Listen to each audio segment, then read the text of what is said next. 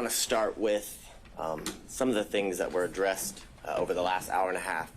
First, beginning with something Mr. Merchant referenced as it related to the comments that the state made in regards to the good faith basis in which was submitted to the court,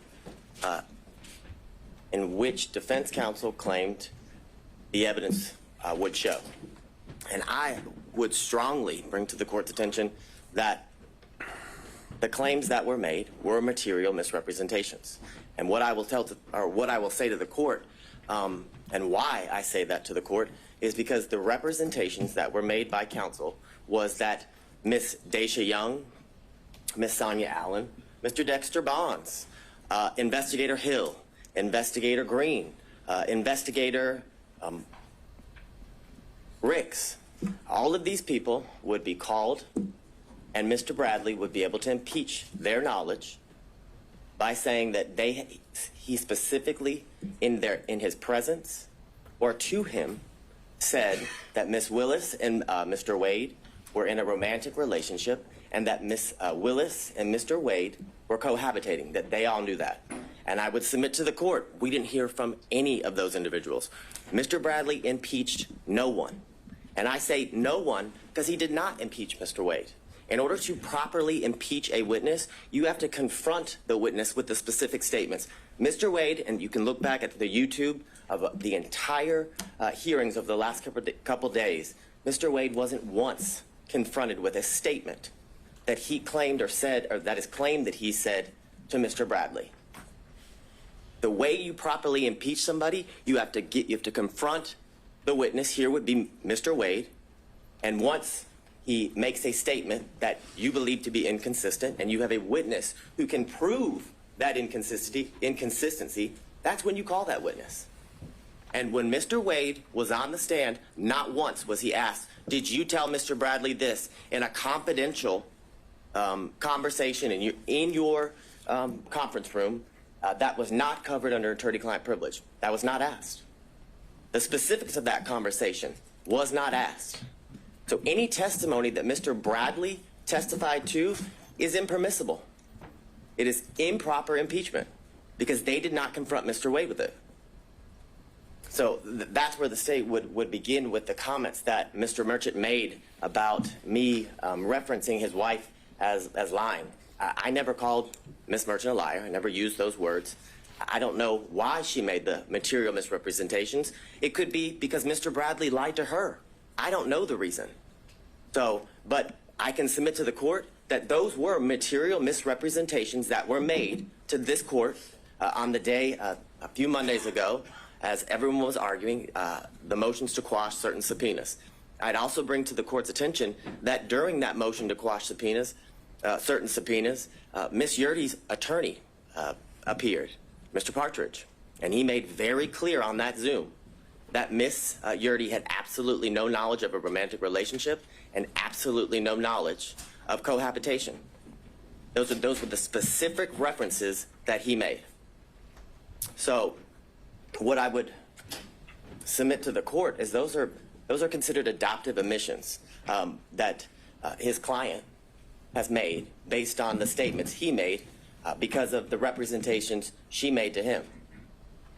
So, and I know that sounds convoluted, but what I would say to the court is Ms. Yurdy told Mr. Partridge, because Mr. Partridge told the court that she had absolutely no information about a romantic relationship, and she had absolutely no information as in regards to... So, but wait, are you making an argument I should make inferences based... Now, these would be attorney-client privileges, or communications then. She's communicating with Mr. Partridge about what her upcoming testimony is. That's why she's hired him, and you're telling me I should infer things based on her communications to him? Absolutely, because they're not attorney-client communications anymore when he discloses them to the court and everybody else as they watch the Zoom and attend the hearing. The difference is there was no request to go in camera. There was no request to go or to have a private conversation with you as was done with Mr.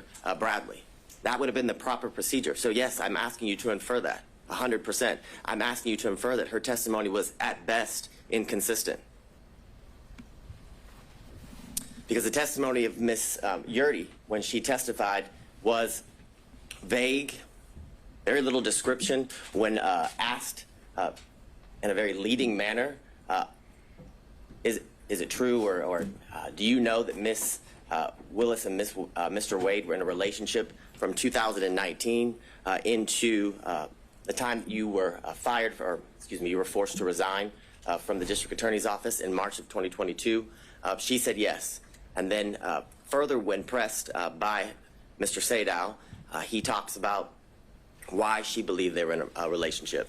And what was interesting from Ms. Yurdy's testimony, that they were pretty close friends up until she left the DA's office, that she asserted to the court that on a yearly basis, Ms. Willis said, I'm in a relationship with Mr. Wade in 2019. Oh, by the way, I want to tell you again in 2020, because we're in a new year, I'm still in a relationship with Mr. Wade. And again, in 2021, the assertion is Ms. Willis then went back to Ms. Yurdy and confirmed, hey, I just want to reconfirm me and Mr. Wade are still in a relationship. It's absurd. It's absolutely absurd. More importantly, when Mr. Sadow asked her about why she believed that they were in a romantic relationship based on her own observations, she said something. He actually asked her, did you see him kissing or hugging? She said yes, but there was no description or qualification about when it occurred, what she actually saw, was it a kiss on the cheek, things of that nature. So I would ask you to frame her testimony from that standpoint when you're addressing her credibility, as the court is going to do with each and every witness that you heard during the testimony of all the witnesses during the hearing. I'm going to see if my screen will share.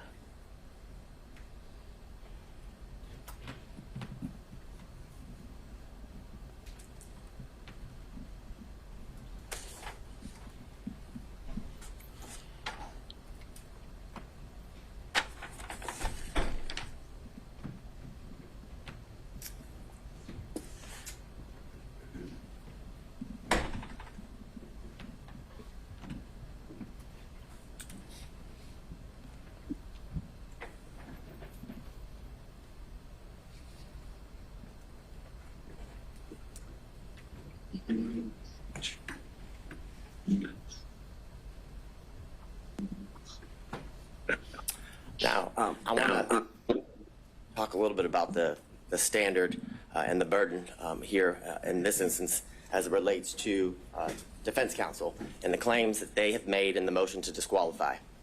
And as I was doing a whole lot of research, I came upon this law review article from Cornell scholarship reading or publication, and they made very clear that courts have been relatively reluctant to exercise their power to disqualify prosecutors for any reason. And that goes along with the standard. What the state would submit to the court is that the defense has to show an actual conflict. And in this instance, they have to show the actual conflict would be that Ms. Willis received a financial benefit or gain and got it based upon the outcome of the case. It doesn't make any sense. It makes absolutely no sense.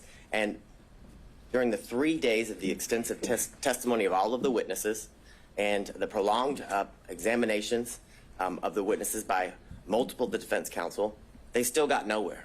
We're in the same position we were in on Monday. The same assertions that were made on Monday have no answers today as we're before Your Honor.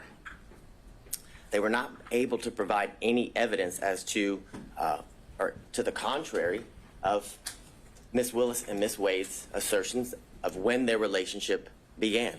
There's absolutely no evidence that contradicts that the relationship did not begin later than or around March of 2022, Your Honor. I'd further submit to the court, because of this failure, that their assertion or their request that, one, the indictment be dismissed.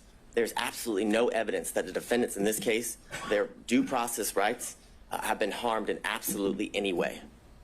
There was zero evidence, not a single shred of evidence was produced through any of the exhibits or the witness testimony showing how their constitutional rights, their due process rights were at all affected by the relationship that began in March of 2022 with Ms. Willis and Mr. Wade. And because of that, the motion to disqualify should be denied, and Ms. Willis, as the District Attorney of Fulton County, and Mr. Wade, as the special prosecutor assigned to this case, should be allowed to remain on this case and continue to prosecute the case to the end, Your Honor, until the trial is set by the court and is to begin. Now, the issues, obviously, you've heard a lot from defense counsel as to what the issues are for you to, I guess, determine. And here it would be the state's contention is that you must find that there's an actual conflict if you were or are to come to the conclusion that you should disqualify Ms. Willis and the District Attorney's Office. And looking at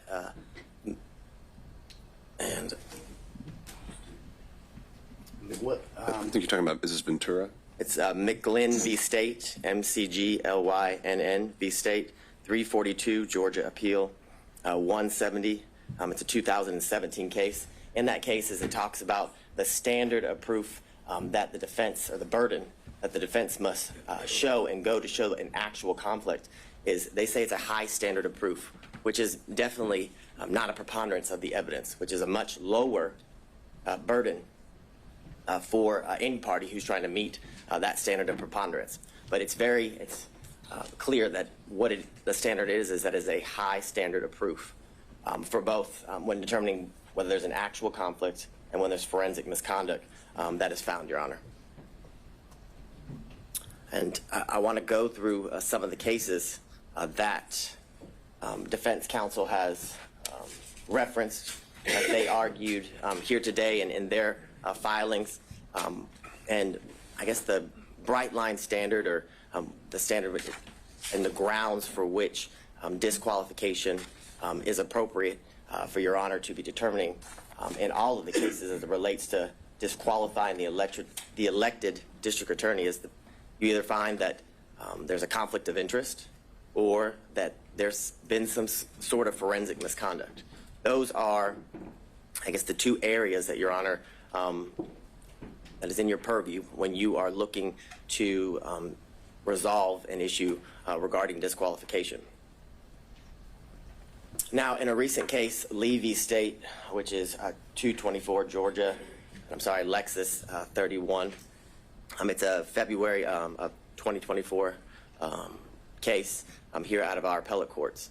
And in that case, Justice Pinson wrote that a trial court did not abuse its discretion by failing to disqualify an assistant district attorney absent an actual conflict of interest. And that is the case that was ruled on by the Georgia Court of Appeals about a month ago, Your Honor. Now, the cases in which defense counsel have relied on in their briefs and here today, I would submit to the court the cites are misleading, are inapplicable, and some of them actually support the state's position. And what I would say to you is that the defendants, in many instances, combine language from the multiple cases and kind of what I would say is misstates the law as it relates to what the law or what is required in order for an elected district attorney and their office to be disqualified. And what I would submit to the court is... Let's go back to that. Show me how. Yes. Show you how. So I think the first one they cited was Battle versus the state. Certainly a conflict of interest or the appearance of impropriety would be the grounds of disqualification. Well, there are a number of these cases that seem to exclusively rely on the appearance of impropriety. right. So they acknowledge that there's some ambiguity here, that sometimes Whitworth gets cited to Ventura, and we've got this quote that comes up where it's just they only cite to an actual conflict that must be involved.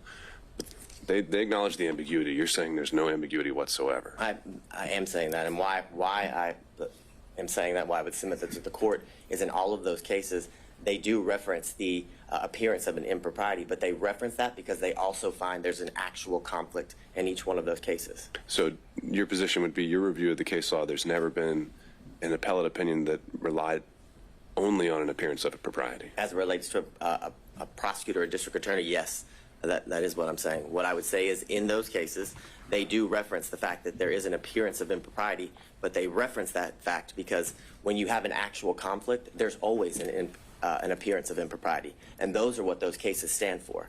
And I guess that is the main example of what I reference as they kind of combine the language from separate and different cases and tell you that the standard is an appearance of impropriety. And I would submit to the court that is not the standard. And in my first reading, like Your Honor, I did notice that the cases each reference the appearance of impropriety, but also that that appearance arose from the fact that the court found an actual conflict in each one of those cases. So I won't belabor the point in going through all of the cases that the defense had cited, but what I would submit to the court in reading those cases is that I found that they kind of fell into 5 categories, that some that didn't concern disqualification at all, some that determined or that were about, I call it divided loyalty, which is a conflict that arises from representing becoming a prosecutor and then having represented the defendant prior to becoming a prosecutor, and then whether there's an actual personal interest in the outcome, and then others talk about whether the defendant was denied a fundamentally fair trial at the conclusion and of the case after conviction.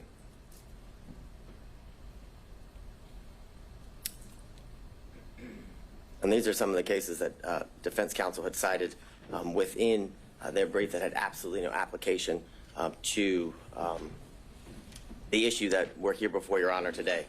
The first, McIver v. State, has nothing to do or has nothing related to the disqualification of anyone.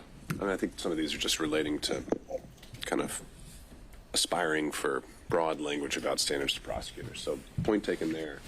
But if there are more, all right, keep going.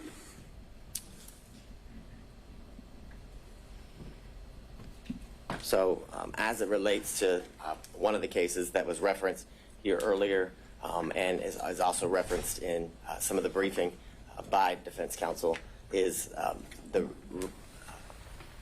Regestive v. State, which is 287 Georgia 542, and all of the cases that fall under this, what I would call category, is about a attorney who formerly prosecuted a defendant in I guess the same type of case or the same case or similar charges, and that would be why the courts the courts found that disqualification would be necessary because of the relationship that existed between the former client and the now person who's being prosecuted, Your Honor.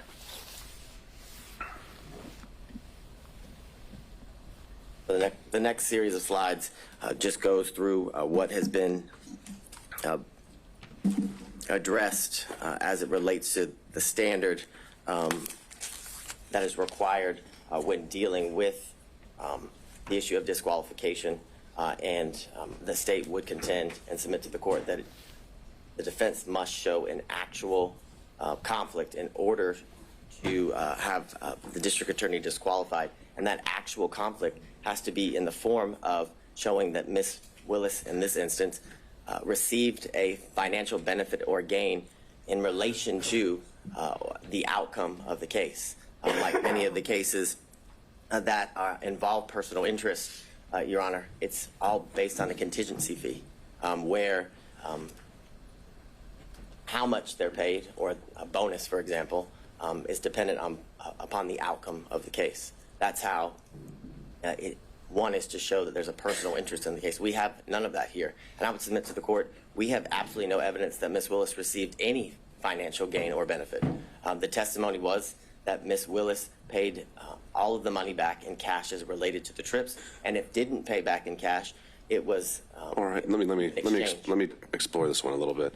So, in addition to you're saying it's only an actual conflict, are you also saying that it's only if a financial interest is affecting the final result, the outcome? That's the only one we should be worried about, or is it that the prosecution as a whole is what we should be looking at in terms of a stake? So what I'm thinking of, I'm just going to try and come up with some hypos here. What if ADAs are given a bonus for every motion to suppress they win, $1,000 per Fourth Amendment claim they win? Well, now they've got an incentive, if one of their officers is lying, not to tell you about it, because they want to win that motion to suppress. But maybe that doesn't affect the outcome, because you can win a motion to suppress or lose it, and that doesn't decide whether it's going to be a guilty or not guilty verdict. But doesn't that affect the prosecution of the case, if not the outcome? Yes, I would definitely agree that that would be an instance where disqualification would be necessary and appropriate, because it's a situation that involves a contingency fee, and I would submit to the court that it actually does end up affecting. It could, based on how important the motion to suppress is, right? But if it's some immaterial, I don't know. But I guess, so you're saying it's maybe not so much just whether it's a guilty or not guilty dismissal, no pros at the end of the day.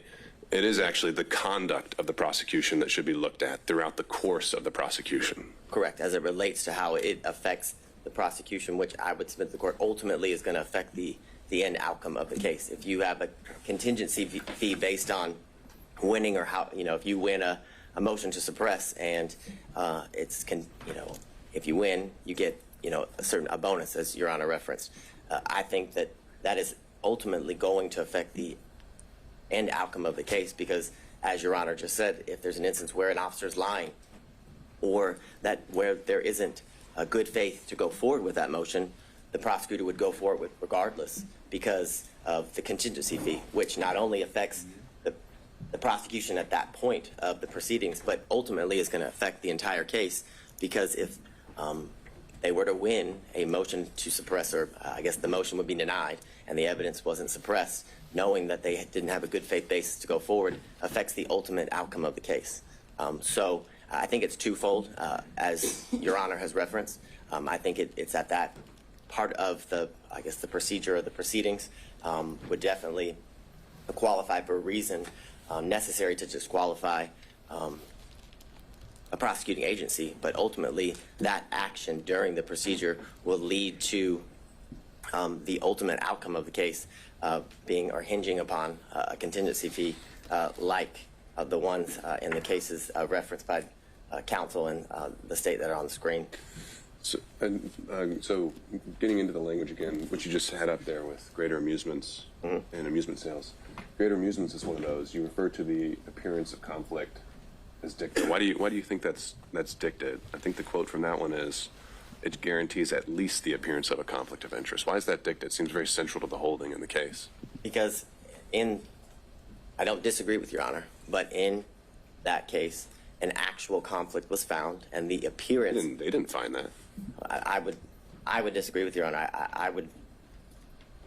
My reading of the case is that an actual conflict was found, but because of that actual conflict, an appearance of impropriety was seen, and that's the reference, or why the state referenced that case in relation to the argument that an actual conflict is required.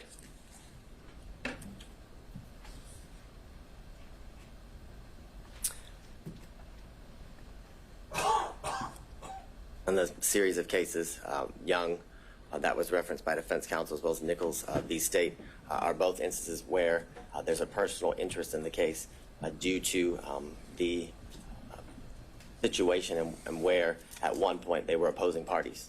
And of course there's a personal interest or stake as it relates to prosecuting an opposing party in a civil claim, which are what both of those cases reference, which shows that there's an actual conflict of interest that relates to the personal gain of the specific prosecuting agency. And what do you make of Nichols' reference to, it's an older case?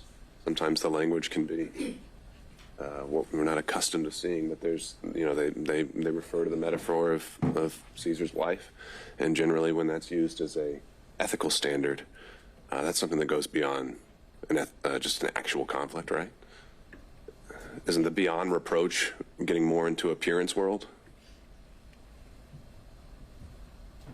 Is it getting beyond? No, isn't getting into the appearance aspect of things when we're talking about Caesar's wife. But I think it goes beyond that based on the language of the holding in that case, where it literally says that the individual had a personal interest in obtaining a fee by forcing a settlement in the civil case and using the criminal case as leverage. So that's not an appearance of impropriety. That is an actual conflict of interest in which arises because of the individual's personal stake in the end outcome of the case, Your Honor. So that's how I would differentiate, I guess, the representations of defense counsel as it relates to the standard or the burden that must be shown, and why the state would submit to the court, and the most recent ruling out of the Georgia appellate courts that an actual conflict is required to be shown. So I'm going to skip through these series of slides. You've heard all about Whitworth.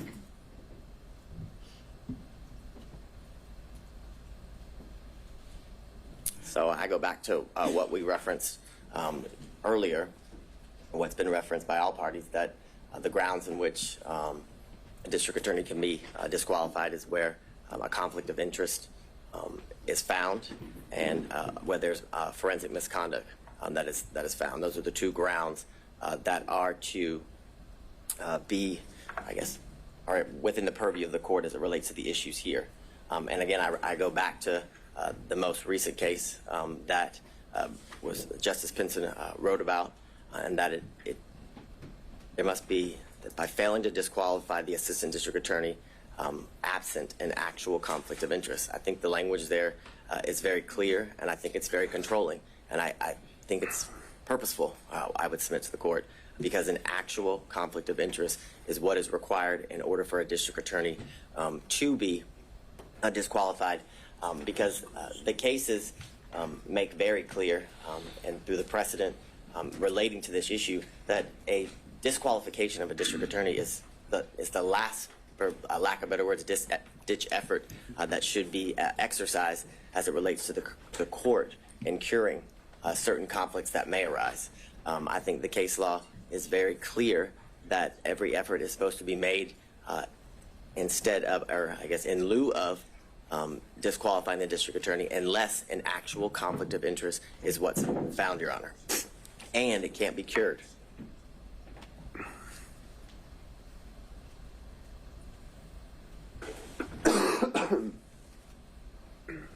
So what I would reference to the court, as was brought up earlier in Lyons v. State, 271 Georgia 639, a 1999 case where it talks about a theoretical or speculative conflict will not impugn a conviction, meaning that speculation, conjecture, things of that nature, assumptions are not enough for anything to arise to an actual conflict. And what I would submit to the court as well, that goes to the fact that what has to be shown is an actual conflict.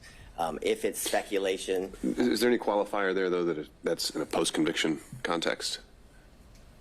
So we're talking about, competent evidence. We're obviously in a pretrial phase here.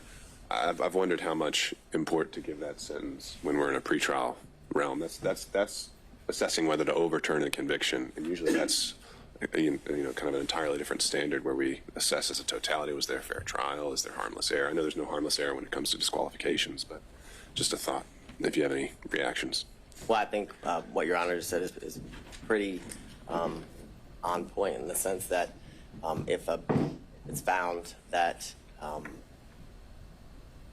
if the trial court either applied the wrong standard or should have disqualified the district attorney, it leads to an automatic reversal, like you said, and it goes back to the trial court.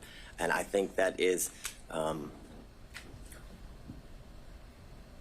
very enlightening in the sense that That's only done if an actual conflict is shown, and the fact that it can't just be theoretical, speculative, or assumptions that would lead to the appearance of impropriety, the appearance of a conflict that would lead to I mean, I guess just that. I'm borrowing kind of from, as we've been doing in the other pretrial motions, special demurrers seem to get different treatment pre-trial and post-trial. Post-trial, they get more of a pass unless you can show some issues, and I'm wondering if that same principle applies here with disqualification. Well, and but I don't have the answer to that. Well, what I would also say, and I don't remember the exact line, but I know there in Judge McBurney's order, he does address some of the concerns as it relates to the standard as it is applied post-conviction versus pre-trial during pre-trial issues. And what I would say to the court is that. So you're citing that in support? Because I didn't think the state was all that pleased with the analysis he applied. Well, what I'm citing. Legal analysis, that is. Well, I'm citing what you specifically referenced as to the standard that is to be applied pre-trial and post-trial, whether it makes a difference. And what I would say to the court is the answer is no, as it relates to the speculative nature of the allegations or the claims made by defense counsel as it relates to whether a conflict actually exists, Your Honor. What I can't do at the moment is point exactly to the page at the end of the state's argument. I can give you the page number as it relates to Judge McBurney's order. I think I know what you're talking about, the footnote where he references the appearance standard. Yes. All right, I'm looking at it. Further, in Lamb v. State, 267 Georgia 41, on page 42, it's a 1996 case where the court says, nevertheless, the conflict must be palpable and have a substantial basis in fact. A theoretical or speculative conflict will not impugn a conviction which is supported by competent evidence. Now, I understand as it relates to the post-conviction factor or the status of the case being in post-conviction based on Your Honor's earlier inquiry, but I would submit to the court that as it relates to the issue of disqualification, that the standard is the same whether it's post-conviction or pre-trial. In Bloomfield v. Bornstein, which is 247 Georgia 406, it's a 1981 case. In that case, it says the appellees have not shown us a case where a per se rule was applied to disqualify an attorney on the basis of an appearance of impropriety alone. The Georgia cases cited by the appellee do not stand for the proposition that a trial judge is authorized in Georgia to disqualify an attorney solely on the basis of an appearance of propriety, which further goes to the state's submission to the court that the standard is that an actual conflict must be shown, and that conflict that arises shows that there's a personal stake of the district attorney as it relates to their personal financial gain that's being alleged.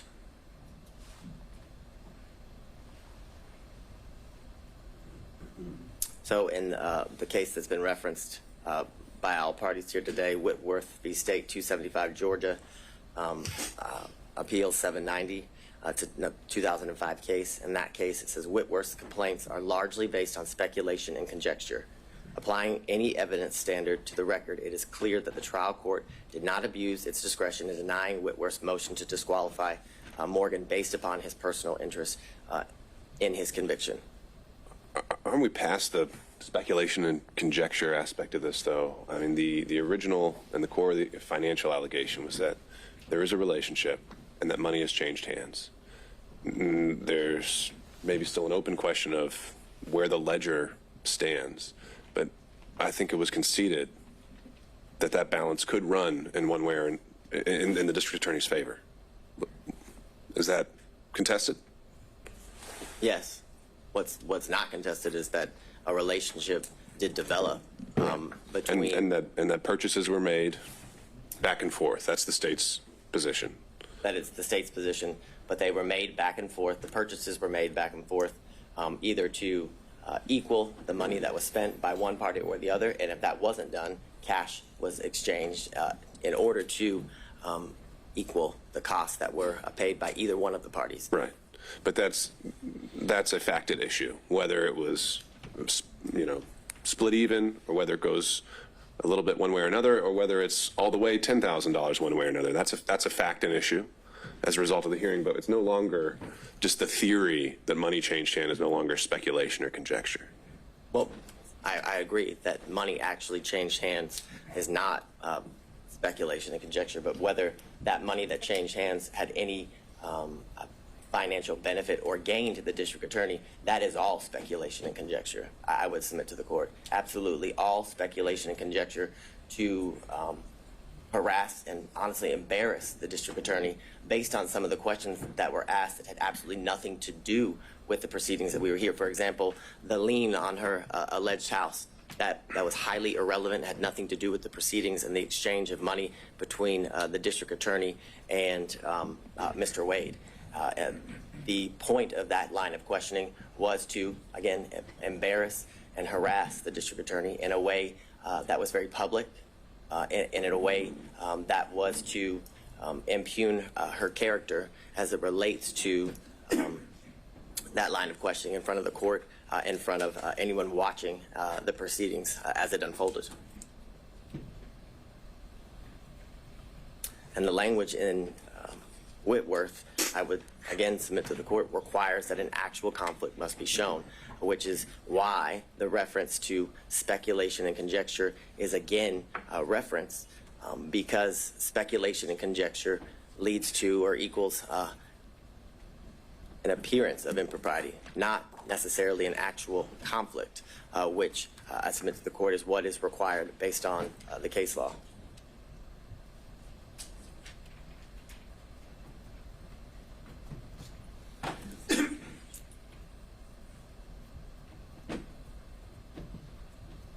So in State v. Sutherland, which is 190 Georgia Appeals 606, it's a 1989 case, and it says, while the prosecuting officers should see that no unfair advantage is taken of the accused, yet he is not a judicial officer.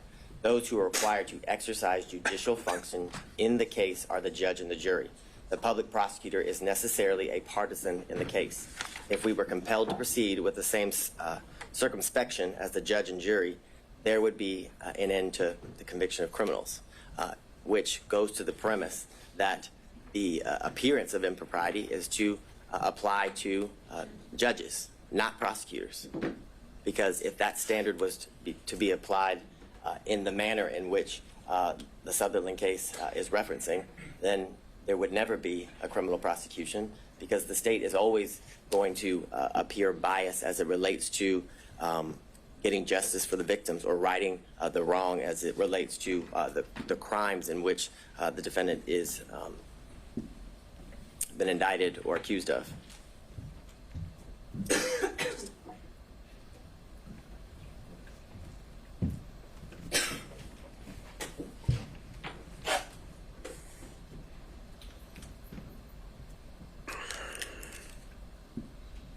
So I want to move into I guess the evidence that Your Honor saw and heard during the last couple of days, 3 total days of testimony as it relates to the witnesses. You heard from Ms. Yurdy, who the state would contend is a disgruntled former employee.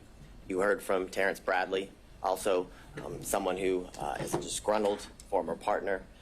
The text messages in the state's opinion show that he is vengeful. You heard from his own testimony here sitting before the court that all he did was speculate, and any information that he had and garnered and then passed on to Ms. Merchant was mere speculation. I believe he said that over and over again when asked if he had personal knowledge. My recollection is around 15 times he said he had absolutely no personal knowledge of a romantic relationship between the DA and Mr. Wade. You also heard from the special prosecutor, Mr. Wade, a former judge. You heard from the 80th governor of the state of Georgia, Roy Barnes. You heard from the first female elected district attorney of Fulton County, and you heard from her father, who was a 40-plus year practicing attorney in good standing when he left the practice of law. And what I would submit to the court is that Ms. Yurdy's testimony was nothing more than inconsistent at best. Based on what I referenced to the court earlier as it relates to the representations that were made by her counsel prior to. Are those in evidence? Would his responses during a motion to quash, which weren't subject to cross-examination by defense attorneys, weren't even part of the evidentiary record of the hearing? Again, I'm just kind of puzzled by that. You didn't ask the question of Ms. Yurdy, what did you tell your attorney before coming here? And then we could have dealt with privilege issues and whatever else. I would agree with the court. It's not in evidence, but it was a statement by an officer of this court to the court during a hearing related to her testimony and how we would proceed with her testimony in this hearing. But it's clear that what was represented as to why she would not have, I guess, be an appropriate person to testify was that she had absolutely no knowledge of the romantic relationship. That was the basis of why her counsel was saying that she shouldn't have to testify, that she shouldn't be compelled by the court. So then under that theory, if accepted, where did the incentive arise between Monday and Thursday for her to completely change things around? Where did the incentive arise? So she was fighting so hard to avoid the, if we're going down that road you proposed, she was fighting to have, not to come in here and testify at all. And then she comes in here and testifies. Why would she have testified the way she did if she didn't want to testify so strongly? If we're going down this road of trying to just gauge her interests and these kind of things, I don't know if I'm quite following that theory. And I can appreciate that, but I would say the reason she didn't want to testify, I would submit to the court, is because this is an incredibly public forum where she would have to testify against a former friend and a former boss.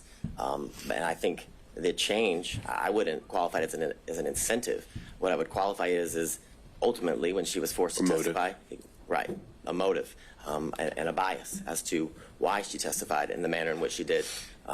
When asked by Ms. Merchant as to the reasons for her leaving, she kind of danced around the issue. And then as Ms. Cross asked her about whether she resigned or forced to leave, she was fired, she came out and said she was given the choice, you can either resign, but either way you're leaving. You're fired, or you can resign in a manner in which, she wouldn't be officially fired,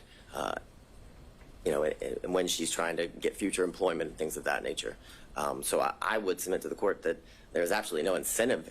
An incentive is not why Ms. Yurdy's testimony changed, or the state would contend her testimony changed, but it was the reason she testified the way she did was because of her bias towards the DA, which gave her motive to what the state would contend is be less than honest before the court. And I would. But if we're going to draw inferences based on her fighting the subpoena, why would she have fought it if she had such a bias and wanted to say these untruths? Because she didn't want to come on national television and have to be exposed to the things that, well, I don't know anybody who wants to testify before a court in a normal trial, a normal proceeding, but one of what I would qualify in this high profile of a nature where everybody would be able to watch and learn what she has to say as it unfolds in the courtroom. And I'd further submit to the court there is reference to she left the DA's office in the text message that were submitted in, I believe, what is it, Defense Exhibit 39, that it's because she released confidential information in the DA's office, from the DA's office, that led to her firing, that she wasn't. And I know I'm just because it's more conversational, which I appreciate. I know I might be getting you off script, so I don't want to use up all your time if you need to get through some other things.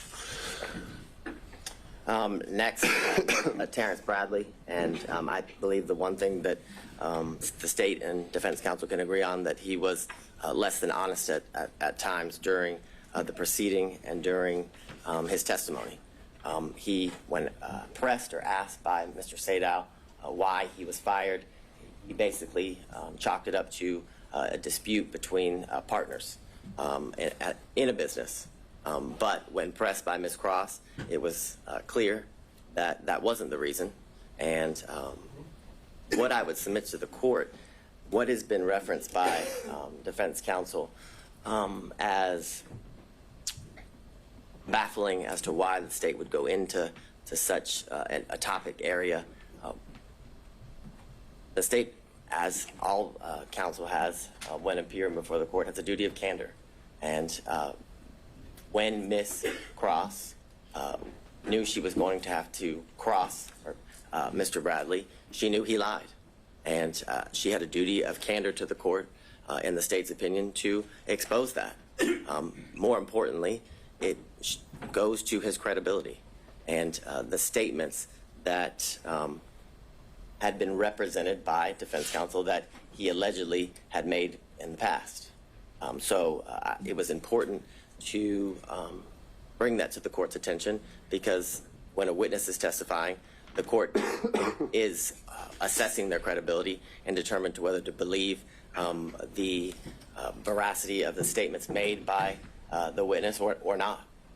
So that is the most important factor when determining whether somebody is telling the truth or a lie. Furthermore, he reluctantly, when pressed, finally admitted that he paid off the assault victim. Eventually it started with an escrow account and led to he did pay off the victim in that case.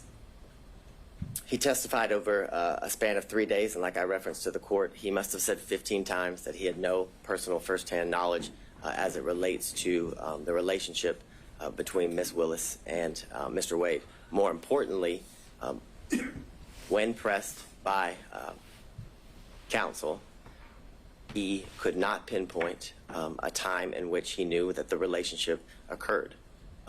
There were many instances in which he described that very well could have fallen within the time frame that was testified and by both Ms. Willis and Mr. Wade as it relates to the relationship beginning or transitioning into dating in March of 2022 and into the end of the relationship in August or the summer of 2023.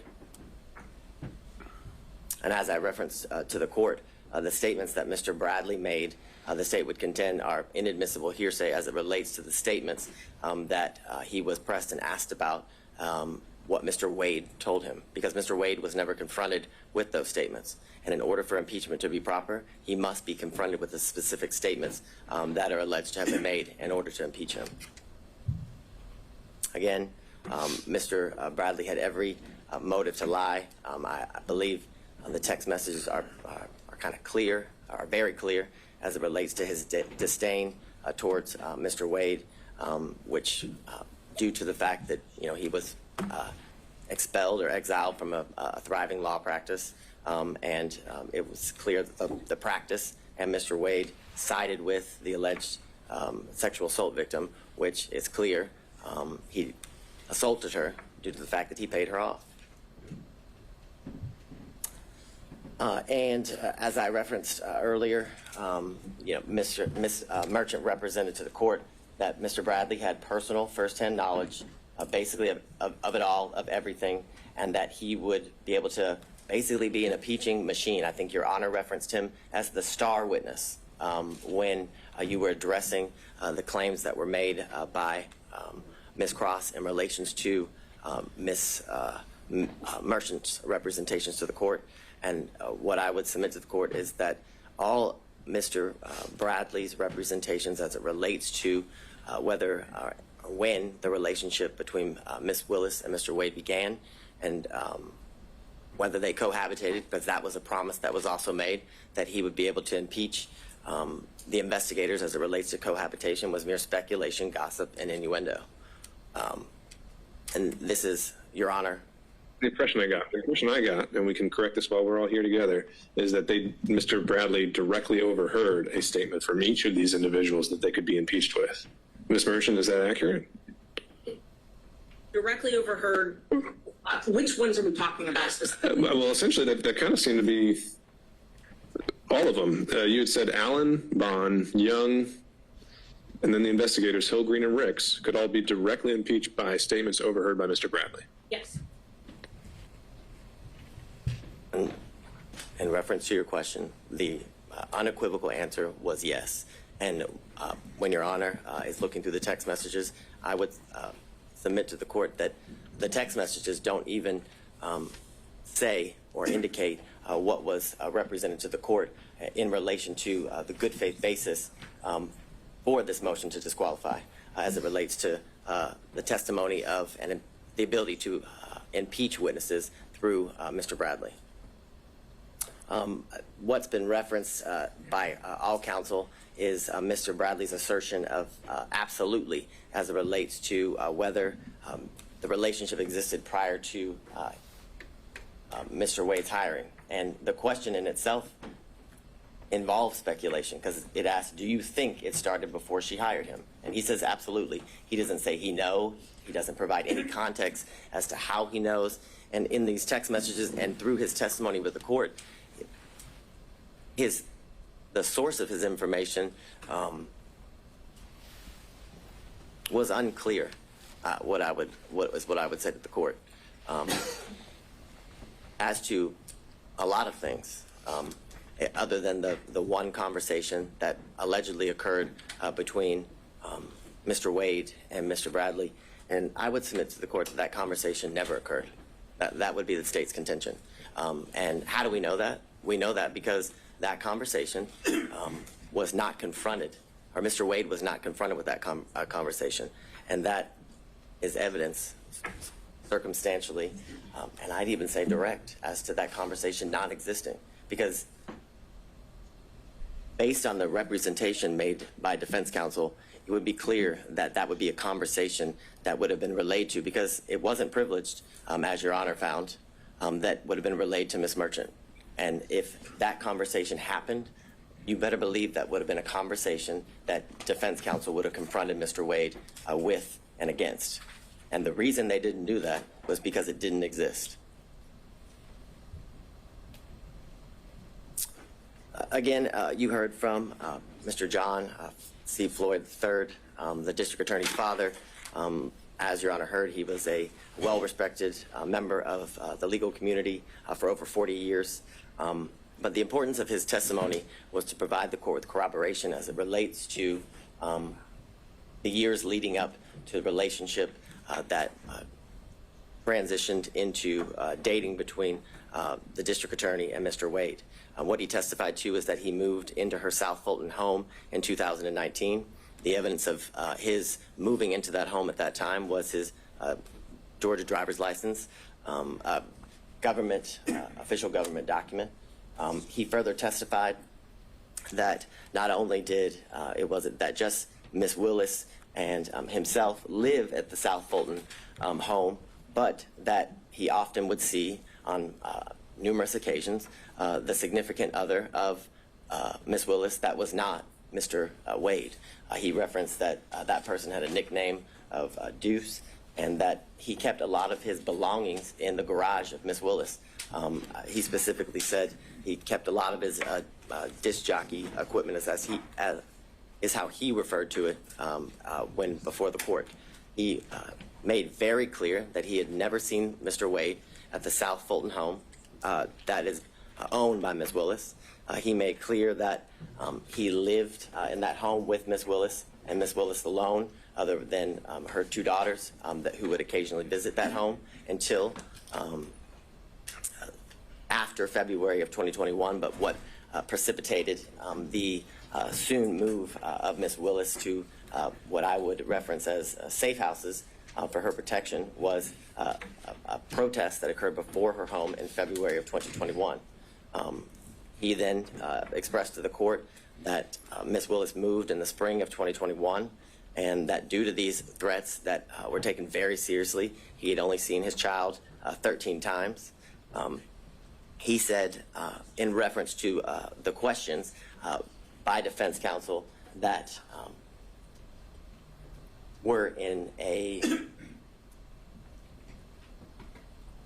and I'm just going to be straight up with the court, it was, they were trying to make Ms. Willis a liar, what is how I would submit to the court, in the sense that She testified that she was concerned for her safety and her family's safety, which included her father and her daughters, and that Mr.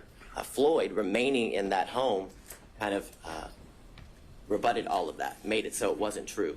But he testified that he stayed in the home because it was a home that she had put her blood, sweat, and tears in and was able to buy, and that he stayed in the home because there was constant officer presence. He told the court that he bought extra security equipment. He even went as far to tell the court that he slept in different rooms on different nights because he felt his safety was in such a concern. So I would submit to the court that line of questioning was done in an attempt to discredit Ms. Willis, but failed. Would be how the state would characterize it. Then he testified about the first time that he did meet Mr. Wade, which is in 2023 here at the District Attorney's office, and he talked about how he kept cash in his home and why Ms. Willis kept cash in his home. And what the court should take note of is the state didn't ask Mr.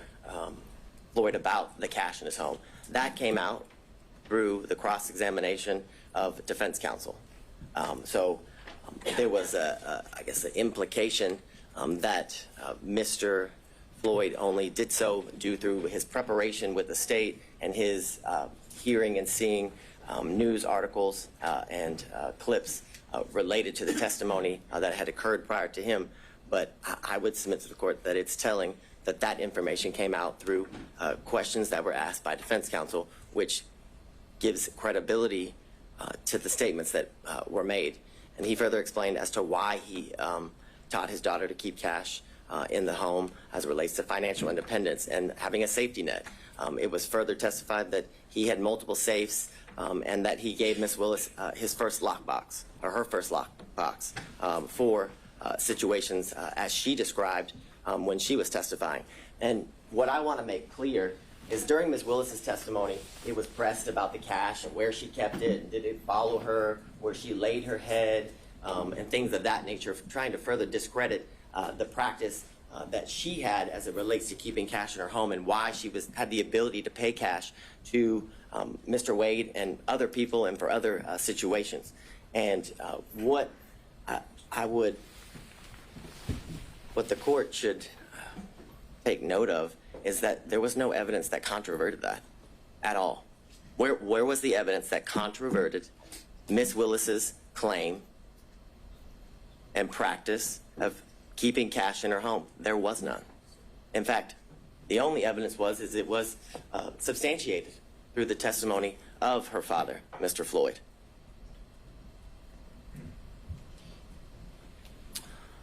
Furthermore, you heard from former Governor Roy Barnes, and his testimony was significant and important because how I would phrase it, Your Honor, is it debunks. Let me on this point, and I think you might have had a more recent opportunity to review his testimony than I have. You say on the slide that she was the first choice to lead the prosecution. Was that actually his testimony, or was his testimony that he was asked to come aboard? Did he use the words that he was asked to lead? Yes, it would be that's my recollection, that he was asked to lead the prosecution. He was asked to he was asked to fill the position that Mr. Wade is currently in, which is the lead prosecutor. It was said in that way as well as it relates to the testimony of Mr. Barnes. So I think it would be very clear. My recollection is that he said lead, but what I can submit to the court that I know he also said that he was asked to fill the position that Mr. Wade is currently filling for the state of Georgia, which is the lead prosecutor. At that time, as special grand jury prosecutor, right? Yeah, the special, I guess, yeah, as the special prosecutor, lead the investigation, which led to the ultimate prosecution that we're here before Your Honor today. He also indicated that the reason he turned that job down was because it didn't pay enough. He said he had mouths to feed at his law firm, and that he also didn't want to live the rest of his life with bodyguards because he had lived that for the years in which he was the governor of Georgia. Furthermore, he confirmed the qualifications of Mr. Wade, which I still find it quite interesting and confusing as to attacking Mr. Wade's qualifications, in that it's almost as if Mr. Roman's counsel is asking that the state put a prosecutor on the case that she sees to be more qualified to attempt to convict her client. It's an interesting argument, and it's one that makes no sense. Furthermore, if you were to believe the claims and allegations as it relates to Ms. Willis' personal stake in the prosecution, the receiving of financial benefits and gains, then you'd have to believe that she was also dating Roy Barnes, the former governor, and Gabe Banks, in addition to Mr. Wade, if she has this grand plan scheme in order to profit off of the prosecution of this case. Because that's what they're saying. Or they're saying that she telepathically or prophetically was able to know that Mr. Barnes and Mr. Banks would turn down the position so she could then hire Mr. Wade. It's ridiculous. It's absurd, and it's desperate. It's a desperate attempt to remove a prosecutor from a case for absolutely no reason, Your Honor, other than harassment and embarrassment. This slide, and we've been through a lot of the testimony. And I should be clear there, it was not introduced in evidence that Mr. Banks turned her down, right? How's that part of the record? Well, I'd ask the court to take judicial notices, has been asked repeatedly. Unless the district attorney had testified to that. I don't recall offhand. I will be frank with the court. I don't recall if Ms. Willis testified to that exact fact, but I know that Mr. Banks represented that to the court during Monday's hearing as it relates to the allegations that were made. I understand Your Honor's position as it relates to that. I'm just trying to make sure we know exactly what is in the evidence and is not, but regardless, I think your point is made. I think it's an evidence of the record as it relates to, I guess, the issues that led up to the actual hearing of this case. So I understand Your Honor's position, but it did come out during a proceeding that was prior to the actual hearing. This slide is just a chart showing kind of the testimony of both the district attorney, Ms. Willis, and Mr. Wade, as it relates to how they met, how or when Mr. Wade became the special prosecutor, when their relationship evolved into a romantic one, talking about the trips in which they took after their relationship evolved into one that became romantic, and when it ended. And what, again, I would submit to the court is that those facts were consistent, and the only person who contradicted that when the relationship started was Ms. Yurdy. And what I would bring to the court's attention is that it was represented to the court that Ms. Yurdy was a witness other than Mr. Bradley who could bring to the forefront this issue of cohabitation. And when pressed and when asked about it, Ms. Yurdy had absolutely no information as it relates to this alleged cohabitation. It was false. She said she had no information. She was asked about trips. She said she had no information about the trips. Yet, she's such a good friend that Ms. Willis confirmed each year that Mr. Wade and her continue to be in a relationship 2019, 2020, 2021, until their relationship ended due to her forced resignation and splintering of their friendship, Your Honor. I guess several exhibits obviously were tendered in. Most of them were exhibits that came from the sealed divorce of Mr. Wade and Ms. Jocelyn Wade, contracts for legal services, trip itineraries, and the text messages. And I would specifically reference prior to today, the only text messages that were before Your Honor were defense exhibits 26 and 27, which it's the assertion of defense counsel that what those show is that Mr. Bradley had information as it relates to the relationship starting prior to March of 2022, and that's just false. Those text messages do not contain that. It does not pinpoint, just as Mr. Bradley couldn't, when the relationship actually started. And furthermore, you have the testimony and the evidence of the text messages that it was mere speculation. If you, as Your Honor, reviews the full chain of text messages, it is clearly Ms. Merchant and Mr. Bradley going through what I can describe as nothing else other than a mere fishing expedition between the two of them at first, because it's asked about certain members of the DA's office who would have information as it relates to specifically, for one, Ms. Young. It is asked whether she would have information, and he had no idea. He said he assumed, he was speculating. And that is the same as each person that was subpoenaed in reference in the text messages. All of that was speculation. And you know it was speculation because not a single one of them testified. That's telling. Because if it wasn't mere speculation, if it wasn't mere gossip, and if it wasn't mere conjecture, each one of those people who were subpoenaed would have been called to testify, like District Attorney Willis was, like Mr. Wade was, in order to be confronted and then impeached by Mr. Bradley. You've heard, obviously, about the phone records, and I have a maybe, because whether it comes into the purview of Your Honor as it relates to the determination Your Honor is to make as it relates to the disqualification of the district attorney. You also have the affidavit from the employee who worked at the winery who confirmed that Ms. Willis did, in fact, pay in cash up to more than $400. And I understand that this is part of the proffer of the state, but it's important because that is a witness who the state didn't go find. That is a witness who went to CNN in order to confirm what Ms. Willis testified to, further giving her statements credibility and credence before the court. You heard about... Well, before we move on from that one, other than the foundational concerns, would you have a response to the proffer of the cell phone records? I have, I'll get to that now. I was going to get to it later, but I have several foundational concerns as it relates to the cell phone records. I don't think I've ever, as Mr. Sadow's motion makes very clear, the state uses cell phone records routinely. And I would agree with that. We use them routinely. But we use them with an expert. And they're always challenged. Right. So, like I said, in the interest of time, setting aside the foundational concerns. Oh, I thought you were asking about them. No. Focusing on the substance of them, assuming that it would be admissible in the guise that he's proffered. Maybe you have that further up, but what's the reaction to that?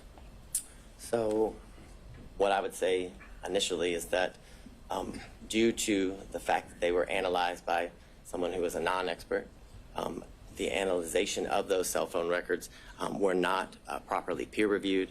They were not, it's clear from the state's review that the normal practices that are used to check the use of which kind of data is being used in reference to the two specific dates, I believe it's September 10th and 11th and November 29th and 30th, the affidavit that is used to say that Mr. Wade remains at Ms. Willis's or in the area of Hateville, because again, during the hearing, the address for the Yurdy condo never came out. It was just that it was the Hateville condo.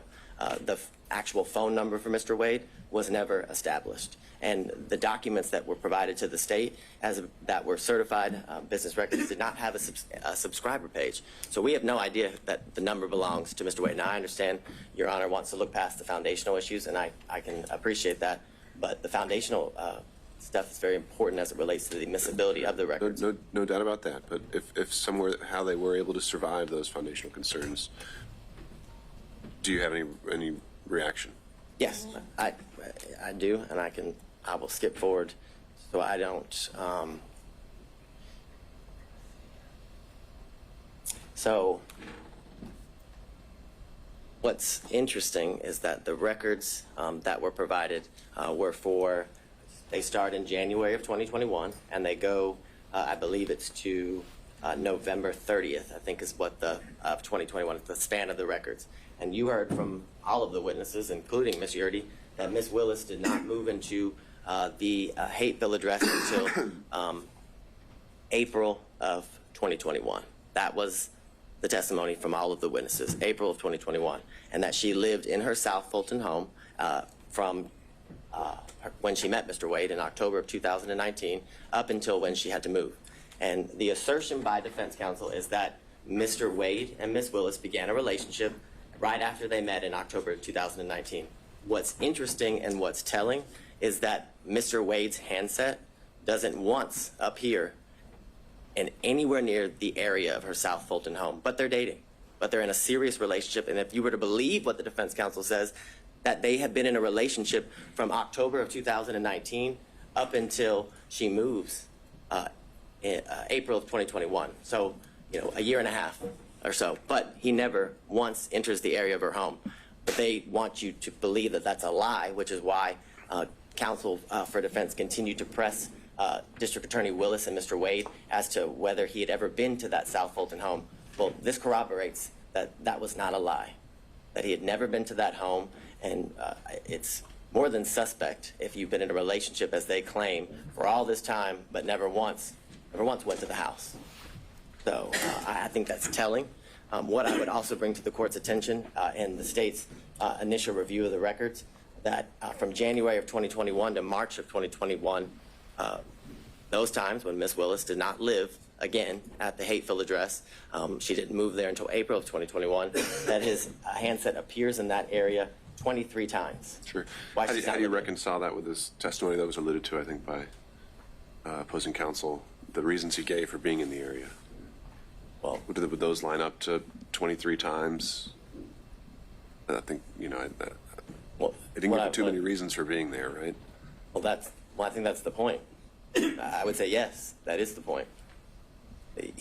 He referenced that that's an area that it was not uncommon for him to be in, and clearly that is the case because Ms. Willis didn't live in that area. So again, it's further corroboration as to what Mr. Wade indicated to the court. And after Ms. Willis moved into the condo in April of 2021, they appeared 35 times. Now, I want to make clear to the court, both Ms. Willis and Mr. Wade never denied that he had been to that condo before. The specific testimony that was elicited by Ms. Willis and Mr. Wade was that he had never laid his head, was the direct quote, at that condo, which these records don't prove that he laid his head anywhere. If you were to believe the analysis, or if you were to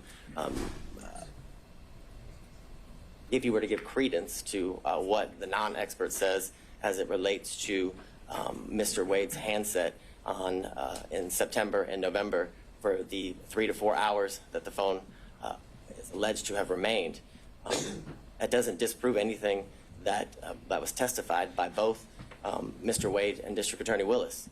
It was that he visited there.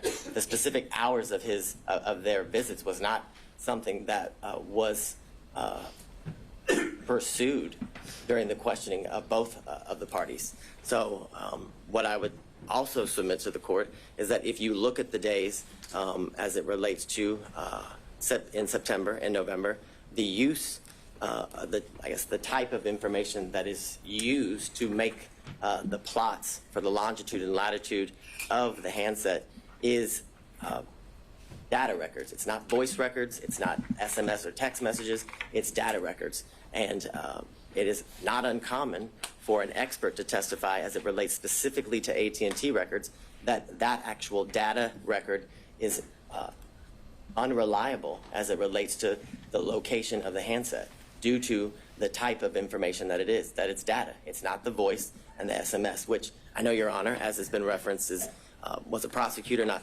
only here in this county, but for the federal government, where this kind of information is commonly used. So in the comments that were made by the court, it was clear that you understood and understand the use of cell phone records as it relates to put somebody in an area, and again, not in a specific location. I'd also bring to the court's attention as it relates to the validity of the affidavit and the analysis done by the expert that was hired by Mr. Sadow, is that not once does it reference the fact that AT&T records commonly have duplicate and triplicate entries within the call detail records.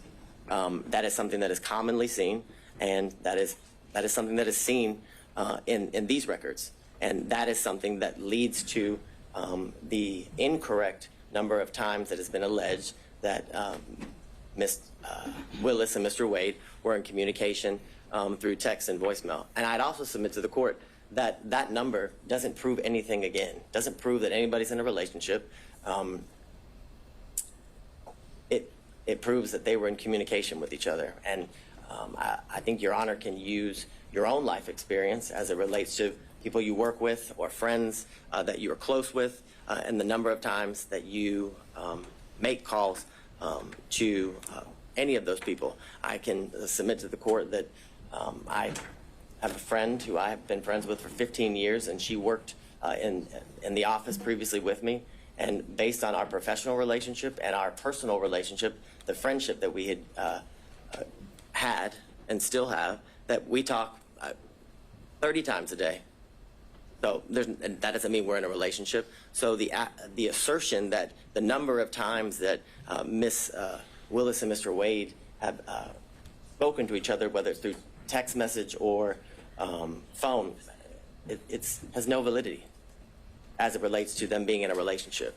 What I would submit to the court is that what was shown through all of the evidence was that there's been a true cost to Ms. Willis as it relates to her life, that she had additional expenses that she had to endure because of her position, in the sense that she told the court that she had a mortgage, but on top of that mortgage, that in a house she didn't live in anymore, she had to pay for a safe house, that her home was vandalized, and there were racial epithets and sexual bigotry that were spray painted onto her house. The concern of her safety and her life is something that was testified to, and the fact that this job has led to the isolation and separation of her from her family and friends, which was given credence, and the credibility of those statements were provided by her father, Mr. Floyd, that he had only seen his daughter 13 times since all of these instances occurred. The cruel nature of the statements and the falsehoods that, for example, in these text messages that were purposefully leaked to the media as it relates to Ms. Willis's daughter, subjecting her position in school, that she flunked out of college, which isn't true, which in fact she has graduated from an HBCU. But what's been leaked to the media is the fact that she flunked out of school and someone other than her father moved her, which again, the validity of which was never shown. And all the while, Ms. Willis, facing these costs, has been able to continue to do the work unrelated to this case, which is shown in the fact that Atlanta's murder rate and violent crime rates have decreased while she has been in office. What was shown through the testimony of all of the witnesses and through the evidence that Your Honor heard was that there wasn't an actual conflict, that the defense failed to provide any sort of actual conflict in relation to Ms. Wade's, I guess, the relationship that transpired from the relationship between her and Mr. Wade, and that there was absolutely no evidence of a financial benefit that she gained as it relates to the prosecution of this case and the ultimate outcome of the case. The corroboration of all of that is the things that Your Honor is very much aware that she could have, I guess, financially benefited from, stretching out the case, for lack of better words, by the special grand jury recommended that 39 individuals be indicted.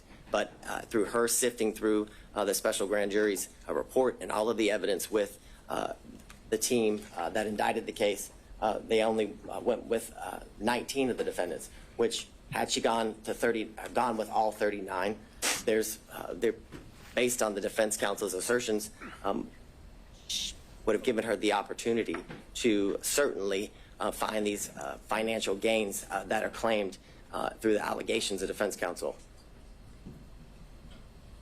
More importantly, why would Ms. Willis repeatedly ask this court to set a trial date as soon as possible if her motive in prosecuting this case was to continue to financially gain, as alleged, from the prosecution of this case?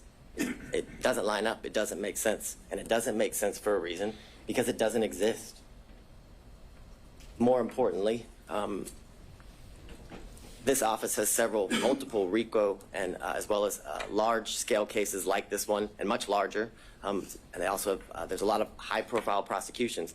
If Ms. Willis's ultimate goal by hiring Mr. Wade was for her financial benefit, then she would put Mr. Wade on every single one of those cases. So she could certainly revel in the riches and lavish lifestyle that has been referred to by defense counsel, which there's been absolutely no evidence of. The evidence was she stayed at a DoubleTree in Napa, a DoubleTree. I don't know that to be a lavish hotel. Most people, when they go to Napa, if they want to lavishly experience Napa, stay at the Ritz-Carlton, the Four Seasons, things of that nature, not a DoubleTree. So the allegations and assertions that Ms. Willis was living the lifestyle of the rich and the famous is a joke, absolute joke. As it relates to what you heard, and the secondary issue is the forensic misconduct. And for lack of better words, what it has to be shown is that the statements that were made by Ms. Willis related to the prosecution of the case and ultimately the guilt or innocence of the defendants. And we have none of those statements. There's been no evidence. Nothing has been provided to your honor as it relates to Ms. Willis's specific statements made about any of the defendants and in relation to the guilt or innocence of any of the defendants. I forget which defense counsel referenced the fact that she said she had a 95% conviction rate. Well, what Ms. Willis's job is to instill confidence in the community as to how well she is doing as it relates to her constitutional duties. And that was exactly what was done when she referenced that she had a 95% conviction rate in the previous year that she was serving as a district attorney. More importantly, it's been the allegations about race and religion being imputed in her speech, and that those comments were directed at the defendants at this table. And if you listen to the speech, those comments are directed at two elected or political officials. I believe it was Marjorie Taylor Greene and Ms. Bridget Thorne, who is a member of the Fulton County Board of Commissioners here. She specifically used their names. I don't know that they, and my knowledge is they're not supposed to be sitting at the table, and I haven't seen them in my work as it relates to this case, Your Honor. So those allegations that Ms. Willis committed forensic misconduct are, again, there's no validity to them. There's no evidence of them as it relates to any of those comments, which this is an issue that Judge McBurney has previously ruled on when these same allegations were alleged as it relates to extrajudicial statements made by Ms. Willis, and it involved a statement that the words fake electors were said by Ms. Willis, and he found there was absolutely no conduct that was impermissible as it relates to forensic misconduct.